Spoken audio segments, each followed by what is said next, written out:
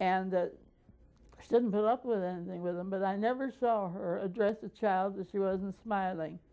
She smiled. She laid down the law, but the smile was there. But it was an interesting school, and I taught there until, I was appointed. And I never quite knew where the appointment came. I have a notion. Somehow or other, I suppose Frank Martell had done it, but there was a big organization in Detroit, in Wayne County.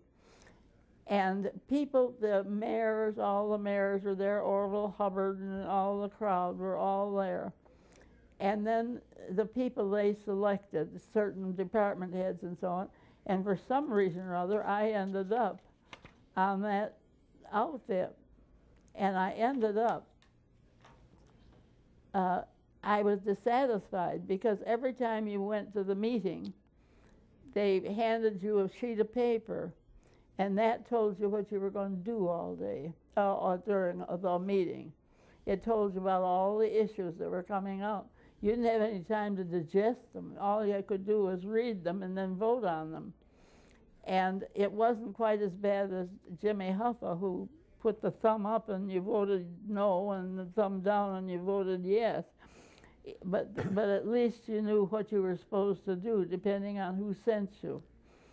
And I wasn't happy with that because I wanted to know more about what I was voting on, and I didn't understand all the county problems. And I couldn't figure out why I ever ended up there. But Miss Robinson used to give me time off. Then I was appointed to the what became the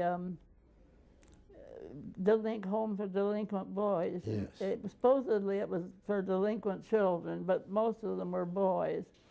And I remember the first day I went to the thing, seeing these boys up in the tower. That was before James Lincoln's building was put up in the towers, and holding on and shaking them in clear exasperation. It's something you know, because I still see it in my face. It was just awful. And you mean the administrator would be shaking the child? No, the child was shaking in desperation, was shaking anything that was loose up there. Oh, shaking, I see. Yeah. Yes. They were frustrated. They were taken out of school, and supposedly they were being given an education in this thing. I always doubted that. I was supposed to be supervising this along with the board, the school board. Not the school board, but their school board, their board. And I had taught long enough to know that how kids behave. And when I saw children with this expression of exasperation, it hurt me like anything. Then I had an experience there. The first day that I went, they took me through the building so that I would know where I was and what I was seeing. We went into one room that was vacant except for a baby carriage, and in it was a baby. And I got into that room, and everybody else was a man who was going through. But I was new, so I was there. And that baby looked up at me and put up her arms to me. And I couldn't stop. I had to keep going because I didn't know where I was or where anything was. I had to keep going. I have never forgotten that experience. That child was looking at me and hoping to be picked up. People have to go in and see these things for themselves before they realize what children put up with and how people get rid of children after they have them or they get them from somebody else. And those youngsters are so longing for somebody to love them. I've never forgotten it. Well, let's jump to the, you got Menon appointed you to the Mental Health Commission, didn't he? Yes, I got into mental health. Well, that's another thing if you're teaching. Well, I got into that in a different way. I got into that at church. I belonged to St. Hugo's of the Hills in Bloomfield Hills. And there was a man there. He's a lovely person, a lovely wife. And he had a child, a girl, in one of the institutions in Oakland County. And he spent his life with that child, protecting her and seeing that she got the education that she was supposed to get, and that they were paying the attention, that she got the attention. Then one of the buildings closed down, and she was going to be out of it. And she was a difficult problem. There was no question about that. He didn't question that. He formed an organization, and it was called for better health, for better the voice of the mentally handicapped, and voice for the mentally handicapped. And I belonged to it with him, and a number of the other people at St. Hugo's. St. Hugo's is great for that.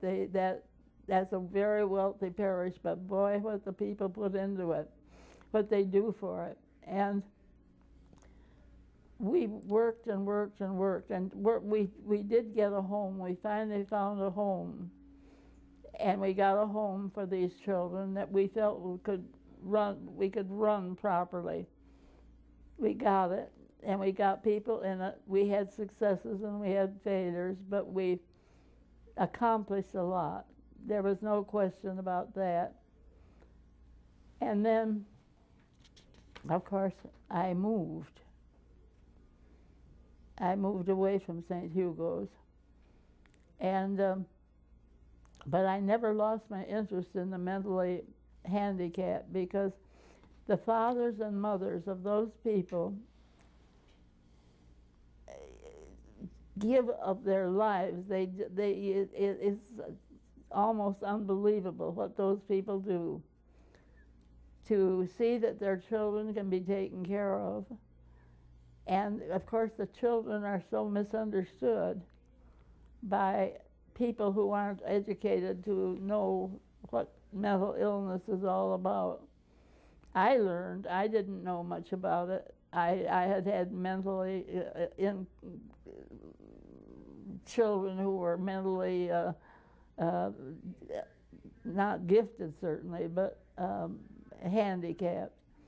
But I learned as I watched and saw these families. They used to have regular meetings, and of course it was like everything else.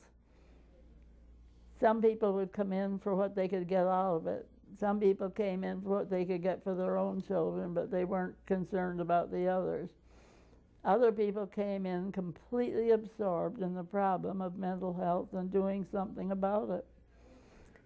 And I had to leave it before I ever felt that I had accomplished what I wanted to in it, because I got so involved in everything else.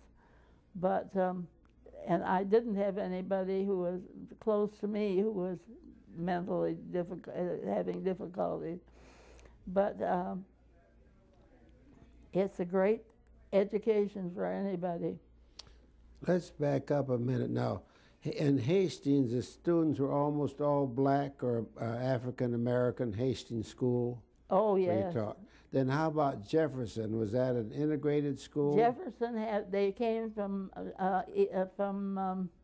the deep south. They came from the mountainous country.